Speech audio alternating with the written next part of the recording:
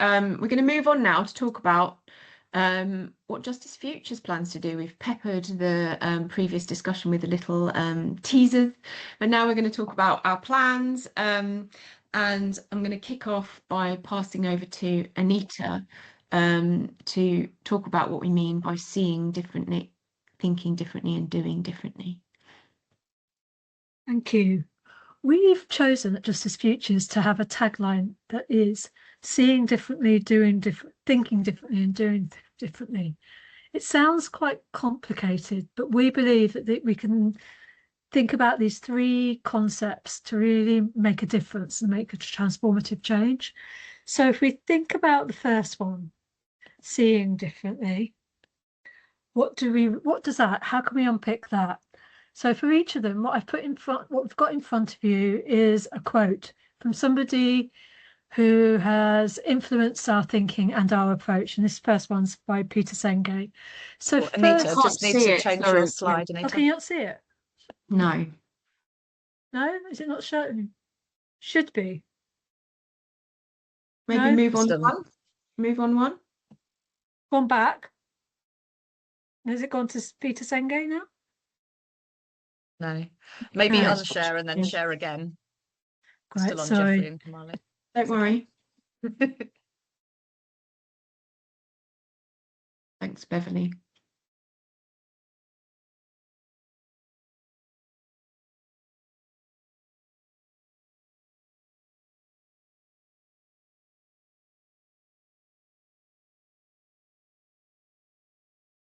Anita frozen. Is it helpful? Is it helpful if one of us shares? Yeah, she might be actually. That might be what happened.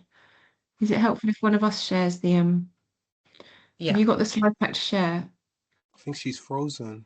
Yeah, she is. Hopefully she'll leave and come back. Let me just try and share.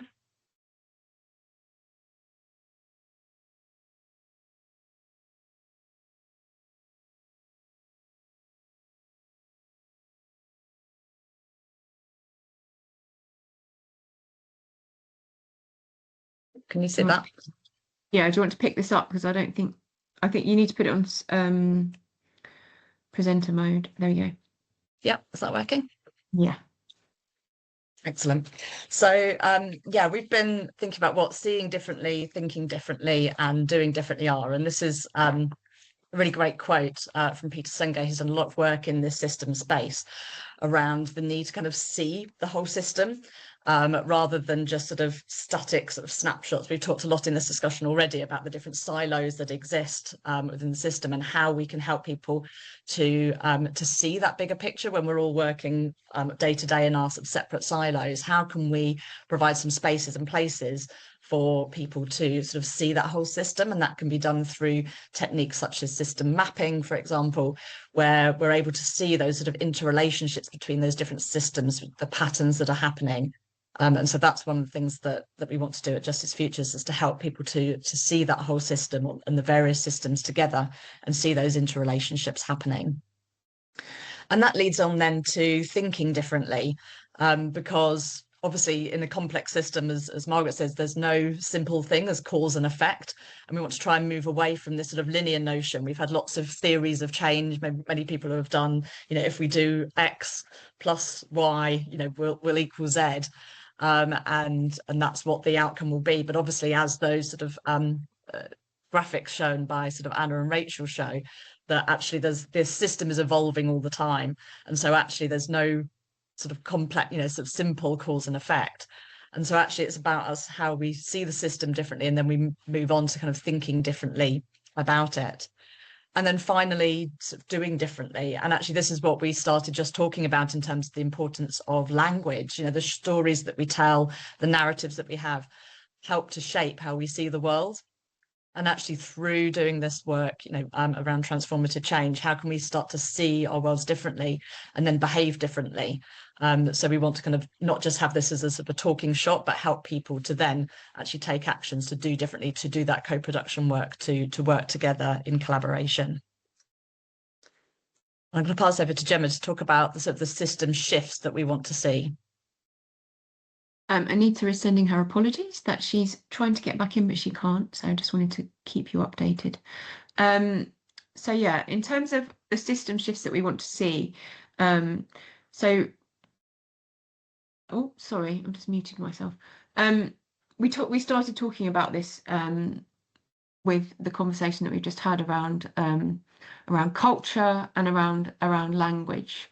So these things kind of crop up all the time in conversations, in conferences and events, that there's this feeling that something needs to change, and we kind of are able to verbalize it to a degree, but then we don't really know what to do about it. So one of the tools that's used in systems thinking is the two loops model. So it's about how do you change from one way of thinking or paradigm to another way of thinking. So it's around a kind of more fundamental change in approach. How do we change those underlying assumptions, those worldviews, the theories and the methodologies that we use? Even though we know now that there's criminological research around stigma, all of our systems, and hence the language that we're using, etc., all of our systems are actually built to bake in that kind of labeling, that stigmatizing, etc. So how do we go about trying to change that? So really it's about how we step into that emerging future now, and many of us are doing that, but it's about how do we kind of shift the balance from one paradigm, which might be the dominant paradigm, to a new paradigm, by connecting together those people, illuminating examples of how it's being used. That might be here, or it might be in other jurisdictions, for example, and really showcasing what's possible about the future, and where we might be able to get to. We do that also by looking at the patterns that we can see in the impact that these things are having in our current system, and where there might be little spaces where we can try to nudge things and do things differently, or there might be much more progressive examples that we can focus on. I think it's really about noticing these issues, one, which we've obviously been doing today, and we'd be really interested to hear from you over time, you know, what you think those really knotty issues are, the ones that we often sort of sidestep and brush under the carpet. And it happens a lot when I was working for the Justice Committee, where there's a kind of cross-party membership, and we needed to make sure that we could come to a consensus. But actually, there may not always be a neat consensus to some of these things, and there might be things that just need to be aired and put out there that we need to start thinking about in order to start thinking about what our futures might look like, rather than putting them in the too difficult box, which often happens. I'm going to hand back to you now, Nina. Great, thank you. So I'm going to talk a little bit about some of the projects that we've already got underway, and some that we've got coming up this year, to give you a little flavour of the sort of work that we'll be doing at Justice Futures. So, and some of the paradigm shifts that we're looking to achieve through those projects. So we've been working with Agenda Alliance, the Alliance for Women and Girls, thinking about their impact measures. And we've been thinking about how we can, Anita, how we can articulate the ways in which they nourish the conditions for system change as a network, how they can embrace the complexity of how change actually happens, and how they can capture what really matters. And for those who are working in the voluntary sector, and I've got this experience, you know, particularly when you're trying to capture sort of that impact around system change, it can feel like one of those sort of too difficult things to capture. We capture the sort of things that are easy to measure, but not necessarily the things that we really want to measure, the things that matter. So we've been working with the Agenda Alliance, collaborating and co-producing new impact measures with women and girls with lived experience of multiple unmet needs and their Alliance members and staff and trustees, to come up with ways in which that they can start to really think about their impact as a movement of women and girls over the next 10 years. We've also been working with the University of Southampton on a project around growing hope and power, and some of you will have been at our event on a much sunnier day last year at the aptly named Hope Street, where we're thinking about how we move from that paradigm shift of, you know, sort of disempowerment and hopelessness towards growing kind of hope and power. And in particular, how we can break down those silos between academics and the academic world and the voluntary sector, through more collaboration and co-production to increase the impact. As Anita was talking about her work with the Research Excellence Framework, how do we ensure that academic work has that sort of real world impact and has that systemic impact, and how can we sort of break down some of those silos more effectively? So we've been working with the University of Southampton on that. We've done a piece of work with the Barrow Cadbury Trust and the Transition to Adulthood Alliance, particularly around how we can shift paradigms around funding. I know there was some question in the chat earlier about how do we get the resources to fund all this? This is all well and good. How do we get the funding to resource the changes we want to see within our justice systems? And so we've been thinking about philanthropic funding in particular, and how we move and shift from maybe more restrictive funding, siloed funding within philanthropy towards ensuring and helping philanthropists fund for system change and different models of funding, and how they can overlap with other types of funding and commissioning and government funding. And also that shift in terms of seeing children and adults towards actually seeing it as more of a spectrum of that transition to adulthood and young adulthood and maturity. So been working on those paradigm shifts with the Barrow Cadbury Trust. We've got 2 new projects we're really excited to start this year. So one is with the University College London Institute of Education. We won a Grand Challenge Award looking at the future of post-release education, training and employment, particularly looking at the silos that happen between prisons, further education colleges and employers. And we want to collaborate to design a new vision for post-release education, training, employment, particularly focusing on digital, sports and art sectors.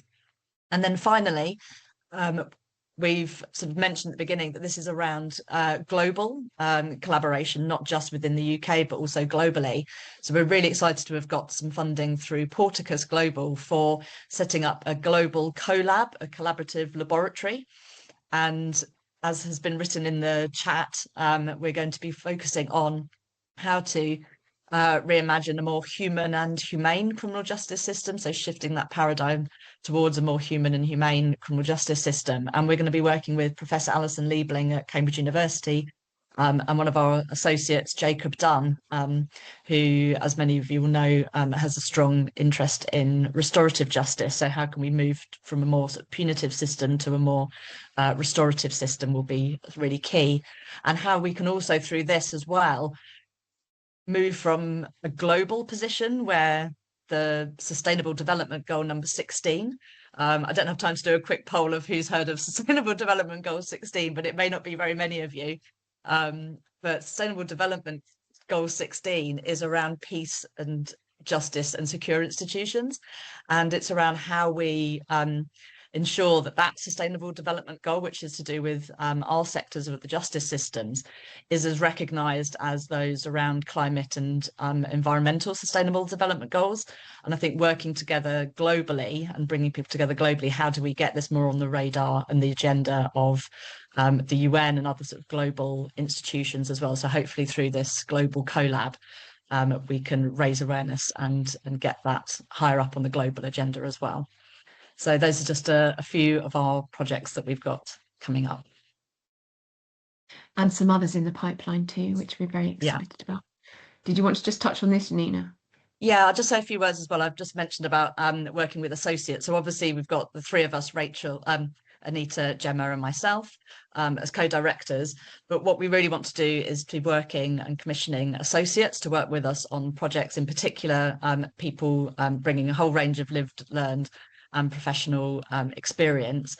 And we'll be working people with direct impact of the criminal justice system as associates and training them, developing them, supporting their lived experience leadership journeys and their career progression as part of our projects as well. Thanks, Nina. Can you move on to the next slide just quickly? Yeah, I've moved it. It's not come up. So the next one after this. Thank you. Yep. So I just wanted to say that we're welcoming Anita back, thankfully. So in terms of how we might want to work with you, well, we're very much open to ideas from you about how we might work together. But essentially the basis of the work that we want to do is about growing understanding amongst whoever really wants to be involved in taking a similar approach to Rachel talked about this morning, earlier, feels like a long time ago, in relation to the Finance Innovation Lab. So it's about growing understanding, growing capacity, and supporting the growth of movement. So if people are interested in particular types of shift, what can we do to support that development? So we grow understanding in those curious about change by offering transformative learning opportunities and spaces, which we'll talk to you about a bit more in a minute, which help you to see, think and do things differently in considering what future possibilities there might be. And I think that's a really important word, because I think quite often we think about there not being that many possibilities, but what we want to do is open up the possibilities, try to get us to consider more about what the possibilities are rather than what we can't do, which is what we often get frustrated by. In terms of growing capacity, we want to provide opportunities to use the understanding to give rise to creative visions and to pathways for change, and to provide spaces to test and design, which Jeffrey mentioned and Anna mentioned, and deepen the ideas that we have around how future possibilities might be achieved.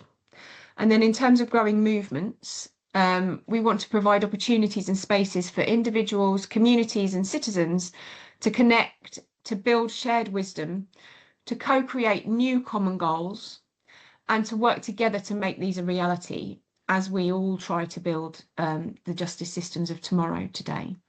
So I'll just say a little bit more about the opportunities that we'll have.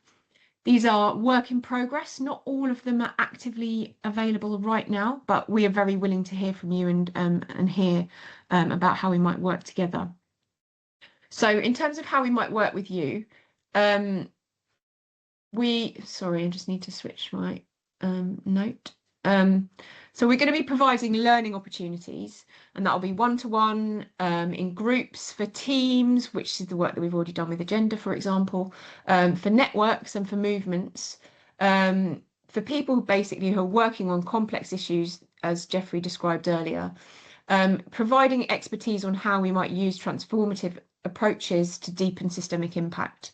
And we'll be providing taster sessions and some longer courses, and we'll give also some opportunities for reflective practice to maybe consider some of the things that have come up today, for example, to build people's capacity and their confidence to step into this emerging future that we want to see. And in terms of the spaces, we want to create safe spaces, or we will be creating safe spaces to consider difficult questions or strategic challenges and to imagine future possibilities. So we won't be talking shops. I know we've all experienced that. We want to really reflect and make sense and really deeply understand the issues that we're talking about from different perspectives, and not kind of overlook those elephants that are quite often in the room, or that we sometimes name but we don't know what to do about. So we really want to explore how we might make these changes happen, and we can help you with conferences, with away days, with strategic planning, or even with retreats is part of our plan. And we'll also be running systems clinics, which will be about supporting you if you're working on complex issues to come along with that issue, and we can help you to think about how you might experiment with dealing with that, overcoming that, and implementing some transformative solutions, testing them, importantly, as Jeffrey raised, and convening conversations about systemic issues so that we can try to open up the space for change. I think what struck me when I was working in Parliament is that, and I'm sure Jeffrey's experienced this, although I don't want to speak for him, that actually sometimes people do want to be more progressive, but they feel like they can't. And so we want to try to open up those spaces to enable there to be more potential for change as well. Thanks, Jeffrey. I was hoping that you'd say that. And finally, we want to be working in terms of transformative collaboration. So we want to work in collaborative partnerships with individuals, with organisations, with informal groups or existing groups or networks, and hopefully movements in due course, nationally and globally. And we can support with, as Nina mentioned, things like systems mapping, strategies, action plans, also just coming up with ideas. You know, if we're feeling stuck, where might we go with this? How can we use some of the tools that we've got at our disposal at Justice Futures to try to really dig into this, to experiment, to understand, to diagnose is the word that the School of System Change uses. How can we diagnose these patterns and problems in the system, and actually then try to use transformative approaches to think about experimenting with different ways of moving forward. And so we want to collaborate with everybody, really. Everybody who wants to collaborate with us. That might be academics, researchers and reformers who are interested in experimenting with different ways of intervening and of achieving their systemic impact. And we will be blending. We don't want this to be really scary for people. It's not scary. It's actually really fun as well. Very, as we mentioned earlier, using arty-based kind of different ways of thinking that enable us to think in less linear ways. So we'll be blending traditional methods, which we've got a real grounding in, as hopefully most of you who are here will know, but with these transformative methods as well. And we'll take you on the journey at the pace that you want to go on the journey. And we'll be developing our own activities and our own projects to foster collaboration as well, such as some of the things that Nina mentioned and other things that we've got in the pipeline. So we're going to be evolving as we develop. I think we'll start with some taster sessions and some systems clinics, which we're going to start providing over the next few months. And then we're hoping to kind of broaden out and have some speaker series to generate our own opportunities for collaboration and to work with you on the projects that you're interested in. Thank you.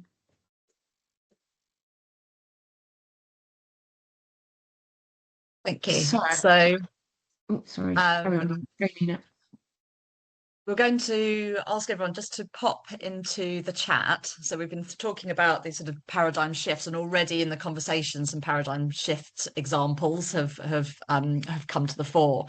But just pop in the chat any others that sort of are in your mind that either you're already seeing emerging. They may not be, fully sort of realised, but what shifts are you starting to see emerge, or what shifts would you like to see emerge? So just want to sort of gather some more examples of paradigm shifts that people want to see. Just going to stop sharing my screen. Or Gemma, can you see what people are putting in the chat? Yeah, I'll have a look now. Hold on a sec. Brilliant.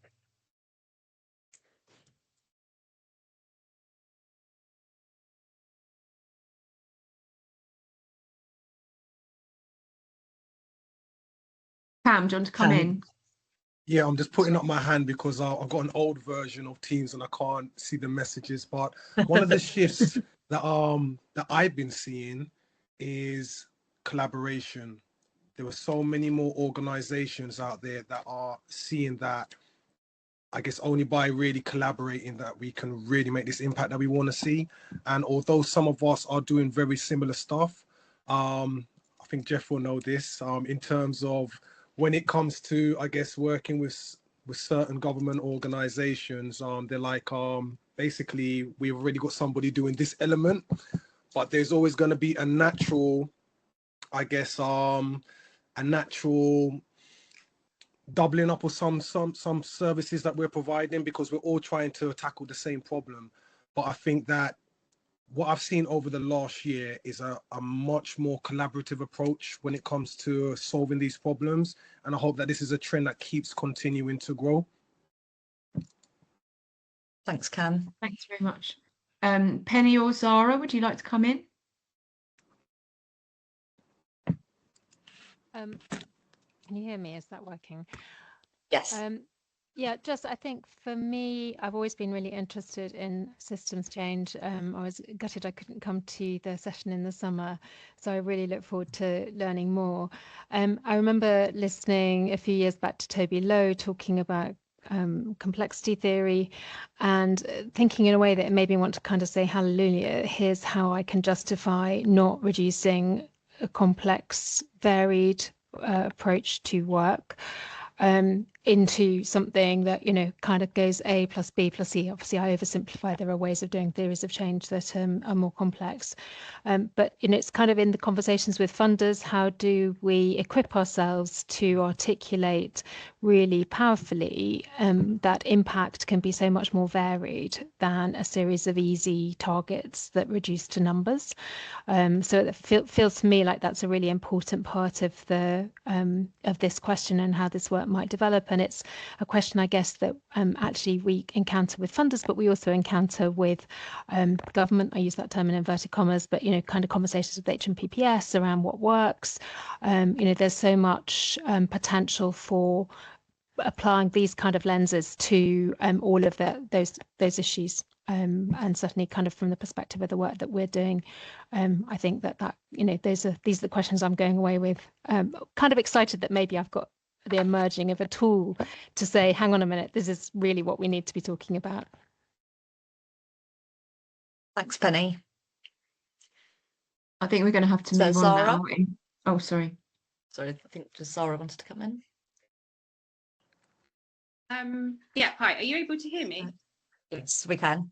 Yeah, okay. I'll just be quick. Thanks, Nina. Yeah, echoing what Penny was saying, and I guess in terms of my comment, I think sometimes in terms of the voluntary sector, we can naturally get really caught up in, this is our organizational line, this is what we need to put forward, no matter what. And somebody, one of you spoke earlier about consensus building, and how sometimes it's okay to not have a consensus. And I think that can apply to the voluntary sector as well. I think we can get quite caught up in how we deliver change that sometimes you lose sight of the bigger picture.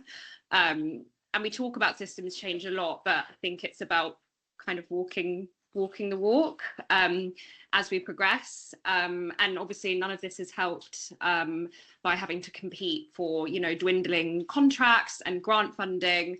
That makes it much more complex. But I would really like to see that change, and I would like to see a lot more joint working within the voluntary sector, maybe between organisations who, there are ways that potentially they don't see eye to eye, but the overarching goal is the same. Brilliant. Thanks, Thank you. Zara. Excellent. So I'm just going to run through a few next steps. So today we've launched our website, so please go and have a look, and you can sign up for our monthly newsletter. I've been getting a few pings on my laptop, so I know that some people have obviously gone on it and are already been very keen and joining up to the newsletter. So please go and do that. We're also on our socials, so LinkedIn, and we've just started on Blue Sky as well. And like Gemma was saying, we're really looking to collaborate with people. So we're offering a free curiosity call. So anyone that's come along or that's interested, wants to have a chat, you might have a little seed of an idea that you want to see whether this is something suitable Justice Futures to be involved with, please do get in contact. And also final one around donations, because as a social enterprise, our mission, in particular, what we were saying about wanting to support associates with those with direct experience of the criminal justice system to develop their skills and their career development within transformative change as well. It's something that we're really focused on at Justice Futures. So that's a few next steps. And in the slide pack that Anita had, there's a link to donation, so I'm hoping that she could pop that into the chat. Just before we go, thank you so much, everybody, all our speakers and everybody, for participating and sharing with us your feelings and your ideas and hopefully your enthusiasm. So before we go, thanks, Anita. We just would like to do a little quick checkout using the Menti again, or pop it in the chat if you've struggled to use the tech.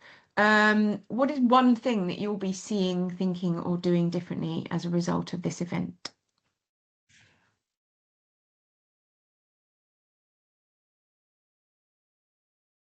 I'll stop sharing my screen, Gemma, so you can share the Menti on yours. Hang on, just need to press that. Thanks, Penny. And go to there. Hopefully, is that working? Yeah. Oh.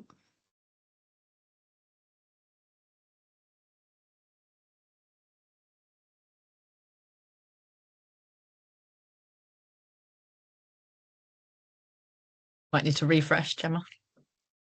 Okay, sorry, is things coming up? No, I haven't got any responses yet.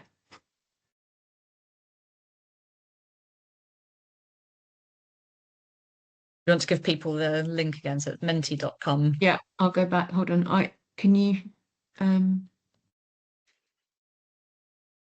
Aha. put it in the chat? Yeah, get a few. Pop it in the chat. The link.